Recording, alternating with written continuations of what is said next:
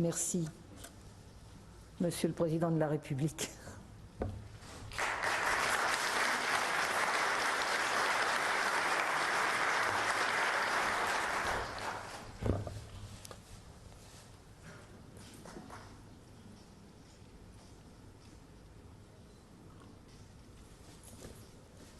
Merci à tous les quatre et à vous, Madame la Ministre. Je ne suis pas sûr que ce que je vais dire soit exactement un hommage aux harkis. Donc je vais retirer cette plaque. Vous avez rendu hommage à vous-même, vos pères, vos frères. Je vais essayer qu'ensemble on passe une étape collective. Donc à dessein, je vais enlever cette plaque. Et si j'ai voulu que vous soyez tous et toutes ici réunis, c'est justement parce que je suis convaincu que cette page de notre histoire vaut mieux qu'un hommage un jour chaque année qui lui est réservé.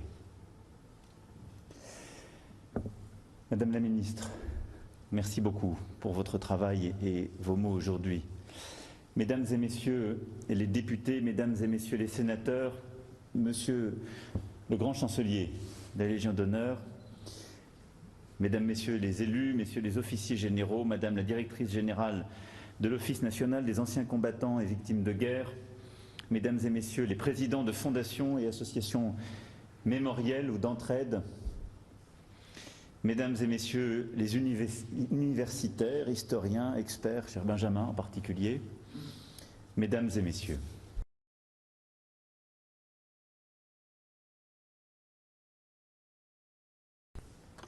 Est grande et douloureuse.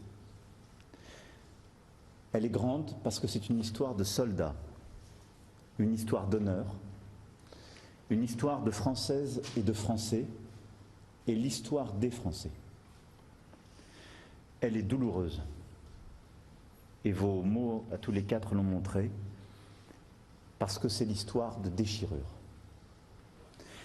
Déchirure entre deux pays, déchirure avec votre terre natale, déchirure avec vos familles restées en Algérie, vos amis, vos langues, vos cultures et traditions, mais toujours déchirure entre Français. C'est la tragédie d'une fidélité bafouée plusieurs fois par les massacres en Algérie, par l'exclusion en France, puis par le déni et refus de reconnaissance. Votre histoire, c'est la nôtre, et elle est désormais bien établie.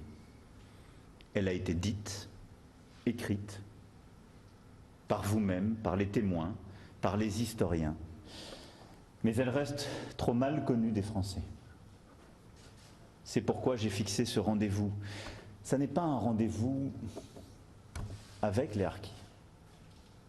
C'est un rendez-vous avec la vérité, avec la France, avec une part de nous.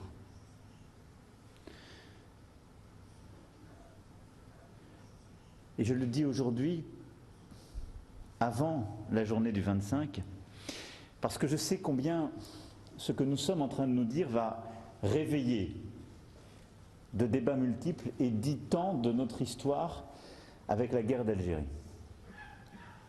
J'assume pleinement que la France reconnaisse la multitude de ses mémoires et de ses destins avec cette guerre. Ces histoires sont parallèles, elles sont parfois irréconciliables, elles sont pour certaines incomparables les unes entre les autres. Mais il nous faut les assumer tous et reconnaître chacune pour pouvoir avancer et vivre ensemble. Je ne jugerai pas devant vous aujourd'hui le choix des dirigeants d'alors. Ça n'est pas le rôle d'un président de la République. C'est le rôle des historiens. Et c'est leur rôle de pouvoir le faire librement. Et je ne sais pas dire ce que j'aurais fait à leur place.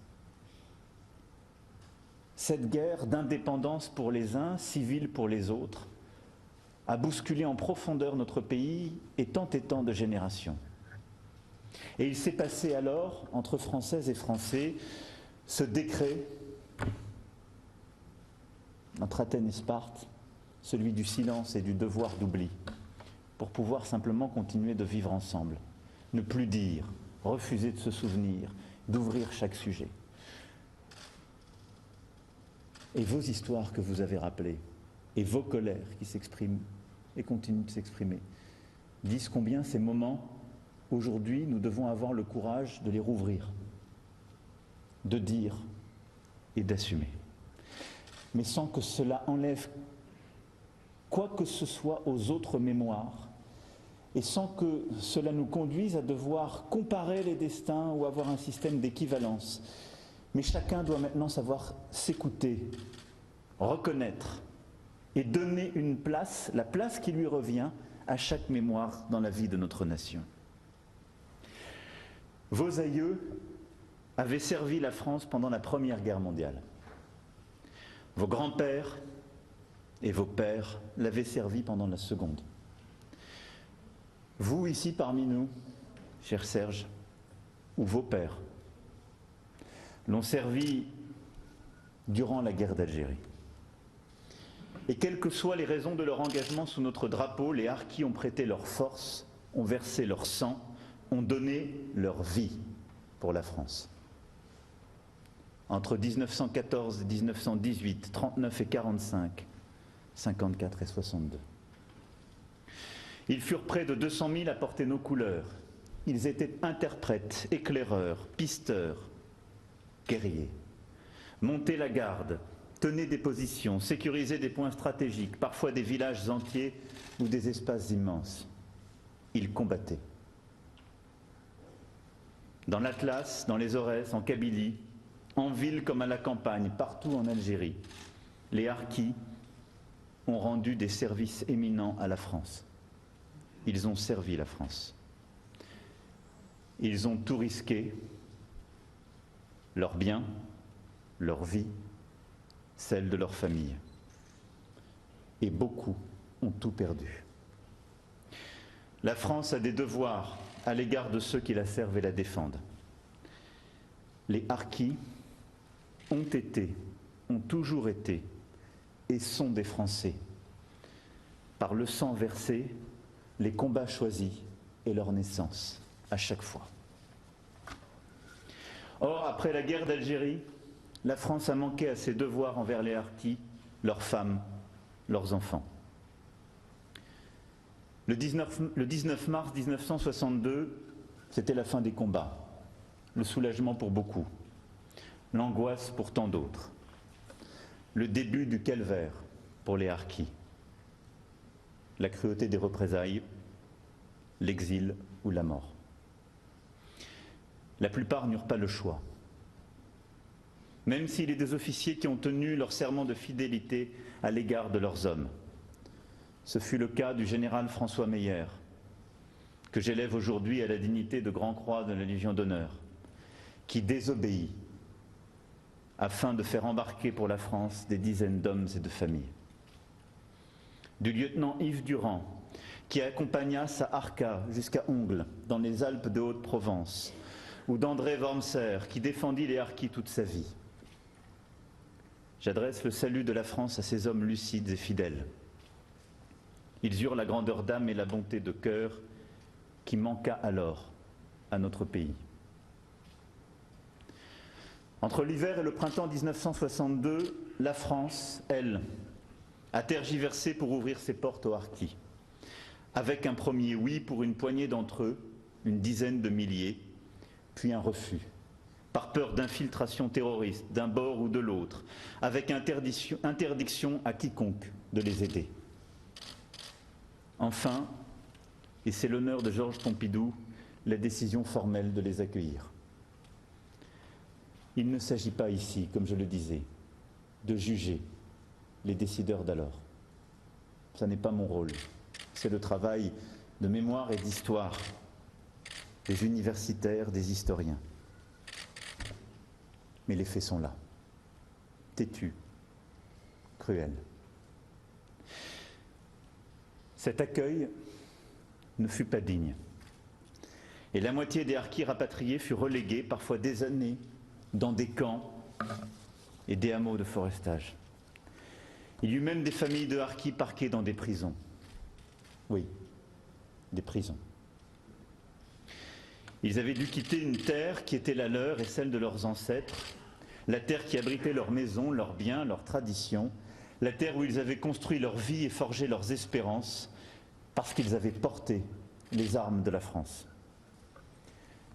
Et voilà qu'ils trouvaient dans ce pays qu'ils avaient servi, notre pays, leur pays. Non pas un asile, mais un carcan. Non pas l'hospitalité, mais l'hostilité. Les barreaux et les barbelés, les couvre-feux, le rationnement, le froid, la faim, la promiscuité, la maladie, l'exclusion, l'arbitraire et le racisme. Au mépris de toutes les valeurs qui fondent la France, au mépris du droit, au mépris de toute justice. Les portes de l'école de la République fermées à leurs enfants, à vos enfants, à vous, au mépris de l'avenir. Ce dont je parle étaient les années 1960 et 1970, et c'était en France. Ce fut le terrible sort des harkis, exclus, assujettis, empêchés, français toujours, bannis de leur sol natal, bafoués sur leur sol d'accueil.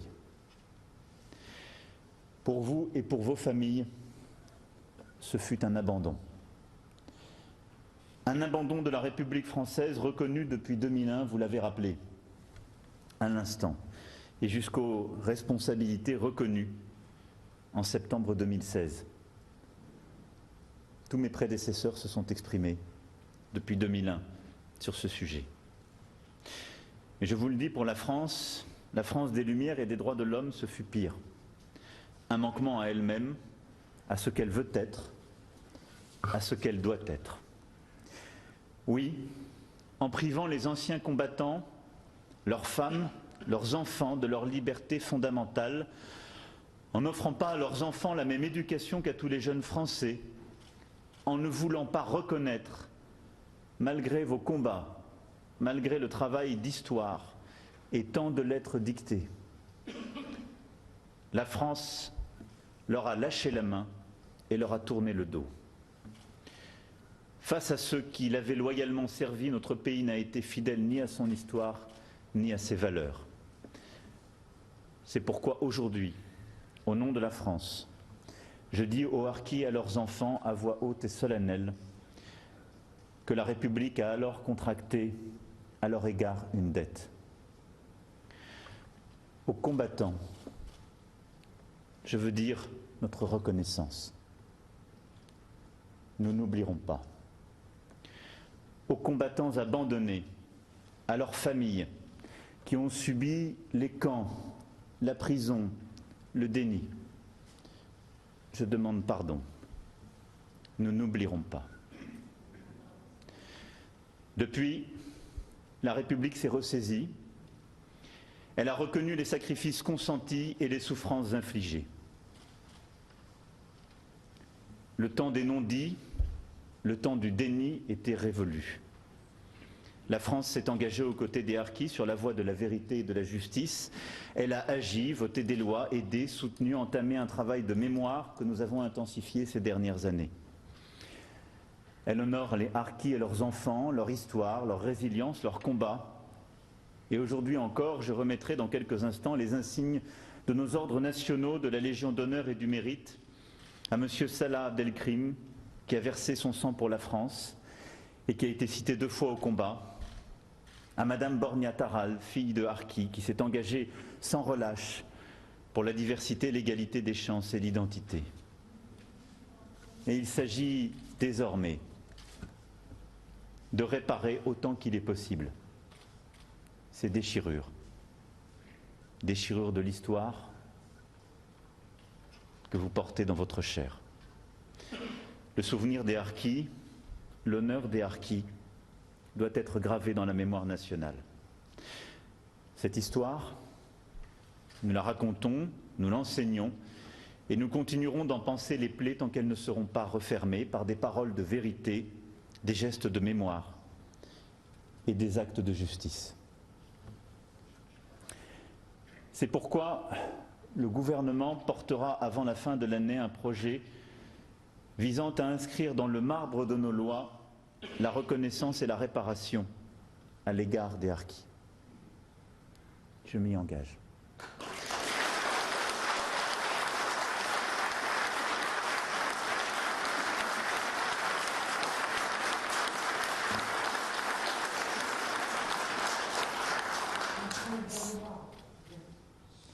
Cette loi n'aura pas vocation à dire ce qu'est l'histoire ou la vérité, parce que je crois profondément que ce n'est pas le rôle d'une loi.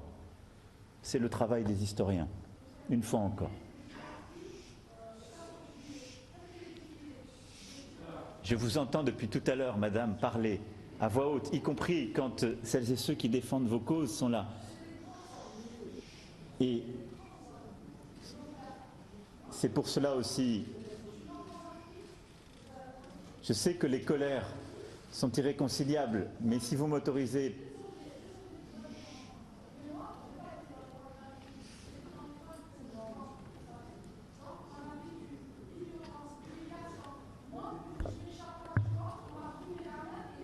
Madame,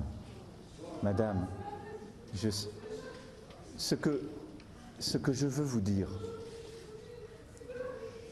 mais vous êtes là.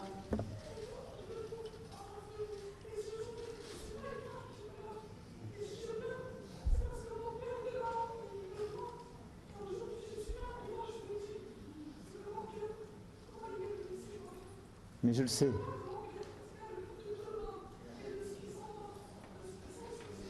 Mais ce dont nous parlons aujourd'hui, non, je vous connais, mais dans ce que vous exprimez, Madame, ce qu'exprime Monsieur... Oui, mais je ne fais pas... Non, je ne fais pas de promesses en l'air, mais il y a quelque chose. Non, Monsieur Gasset, mais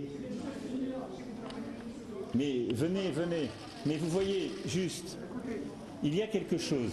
Non, mais asseyez-vous. Asseyez-vous. Ce que je voudrais vous faire comprendre, c'est que, y compris entre vous, ce que vous avez... Mais je sais...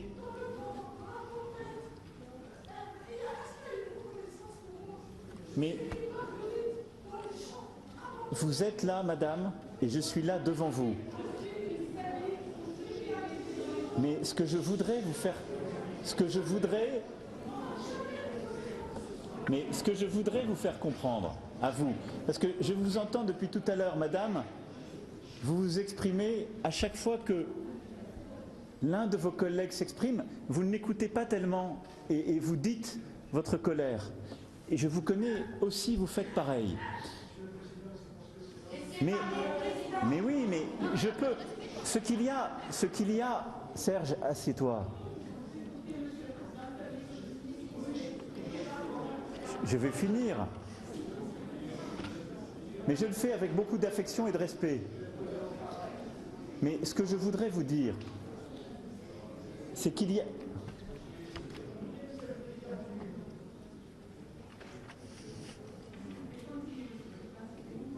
Je continue.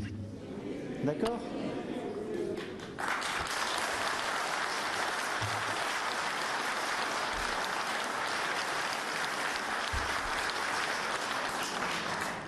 Ce qui s'est passé et que nous décrivons depuis tout à l'heure, qui a été dit, que j'essaie d'exprimer avec les mots qui sont les miens,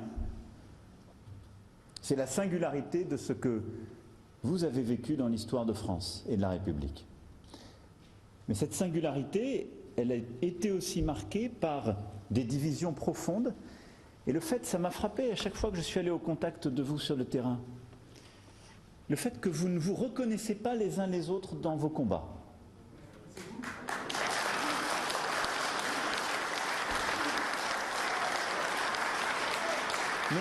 Mais ce faisant, je le dis très sincèrement, et c'est vrai de tous les combats mémoriels qui ont été menés par plusieurs qui sont là et qui portent aussi d'autres mémoires, d'autres combats d'oubli.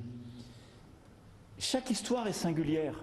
Ce que vous décrivez, madame, et qui est bouleversant, est singulier. Mais est-ce plus respectable? Non mais, est-ce plus respectable, plus important, plus fort, plus juste que la douleur de votre voisin de devant ou que celle de Serge Carrel qui s'est battu, a été abandonné sur le terrain que d'autres pour justifier de crier plus fort? Pas forcément. Votre force est aussi dans le respect des mémoires des uns des autres.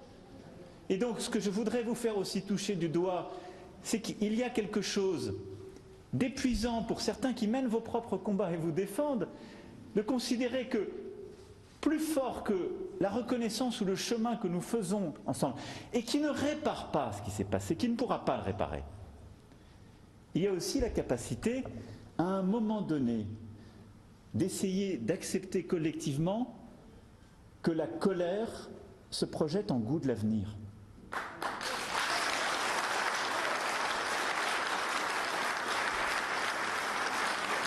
Il n'y a aucun mot qui réparera vos brûlures et ce que vous avez vécu. Mais il n'y en a aucun, madame, vous avez raison. Mais il y a, par contre, je ne pourrais rien y faire à cela. Et je ne peux pas, par des mots, réparer 40 ans, que dis-je 60 ans, de la vie de notre nation.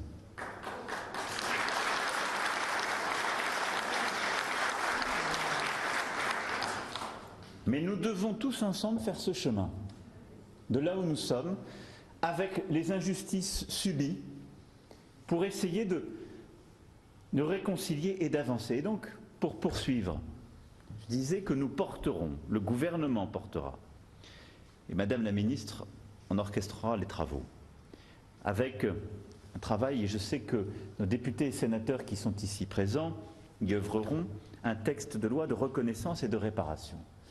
Je le disais, ce texte n'a pas vocation à dire ce qu'est l'histoire. Ça n'est pas le travail d'un texte de loi. Cela fut parfois fait. Je pense que ça n'est pas le rôle d'une loi. Et parce que je ne veux pas non plus qu'on rentre dans une concurrence mémorielle sur ce sujet. Pourquoi? Parce que je sais très bien ce que vont me dire les rapatriés, les appelés, nos militaires. Ça n'est pas une loi en quelque sorte, venir ici faire le lit de l'histoire. C'est pas vrai. C'est pas ça le rôle d'une loi. Ce qui est vrai, c'est qu'il y a une singularité pour ce qui est des harkis. C'est l'abandon militaire et c'est ensuite l'abandon et la maltraitance des familles sur notre sol. Ça, c'est une spécificité.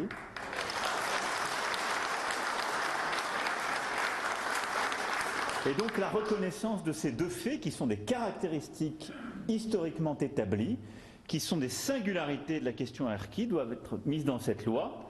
Et cette loi aura vocation, c'est son objet principal, et c'est ce qui justifie un texte de loi, à mettre en place une commission nationale, adossée au service de l'Office national des anciens combattants et victimes de guerre, et qui supervisera le processus de recueil de leurs témoignages et de réparation.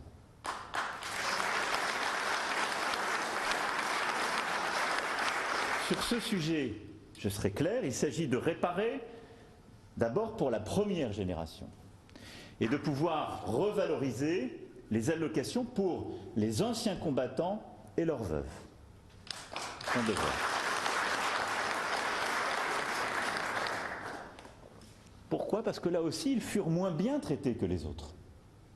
Et c'est un fait établi. Ensuite, il s'agit de recueillir les témoignages et de réparer pour la deuxième génération qui a eu à vivre les camps, qui a eu à vivre les hameaux de forestage ou les foyers dans des conditions de vie indignes et l'absence d'accès à l'école pour les enfants. Et je le dis aussi là de manière très claire, il ne s'agit pas d'établir des réparations pour d'autres qui ont vécu dans d'autres situations, parce que les cas sont aussi individuels.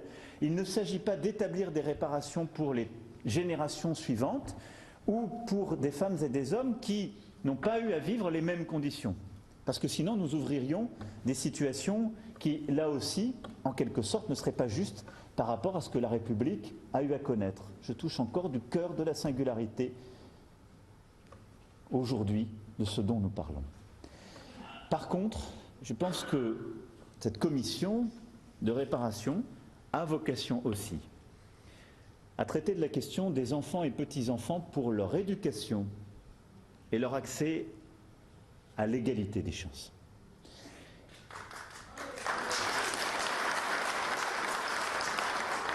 Vous l'avez dit, aucune réparation pécuniaire ne réparera ce qui s'est passé. Il y a des réparations à établir, parce qu'en l'espèce, il s'agit de la République française. C'est aussi une des singularités de la question harkie. Ça n'est pas une parenthèse de notre histoire. C'est la République qui a fait tout ça, jusqu'à récemment. Et donc elle doit en assumer les conditions de réparation pour celles et ceux qui ont eu à le connaître. Mais nous devons aussi accompagner dans la formation des enfants et des petits-enfants les familles qui le souhaitent et aux côtés desquelles nous devons nous trouver. C'est l'honneur des harkis que de s'être battus pour la France et de s'être pleinement intégrés dans la communauté nationale par le sang, par le travail, malgré les obstacles et les embûches, en lui apportant les richesses, les talents qui sont les siennes. Une harka, littéralement, c'est un groupe mobile. Le harki, littéralement, c'est celui qui avance. Aujourd'hui, les filles et les fils de harki sont officiers, sous-officiers, professeurs, historiens, avocats, magistrats, cadres supérieurs, journalistes, diplomates, maires, peintres, écrivains, cinéastes, artisans, commerçants. Ce sont des destins français exemplaires. Et ils sont notre fierté. Et à cet égard, que l'on m'entende bien ce matin, partout dans le pays. Quand on insulte un harki, on insulte la France.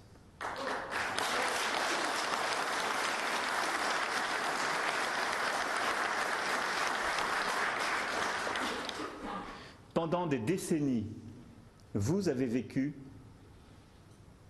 dans un pays où ce que vous êtes était une insulte et est encore une insulte dans beaucoup d'endroits de la République.